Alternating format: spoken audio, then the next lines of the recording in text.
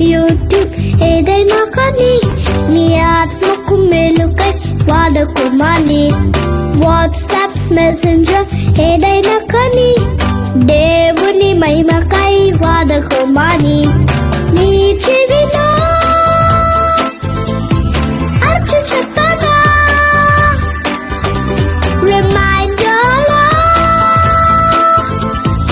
గుర్తు చేయనా.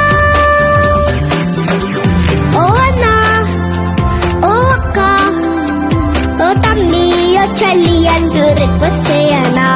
యేసయ్యా ప్రేమను మెన్షన్ ఏమీ లేదంటూ చాటి చెప్పాలా. మండే ట్యూస్డే ఏ రోజైనా కానీ దేవుని సన్నిధిని వదలవద్ద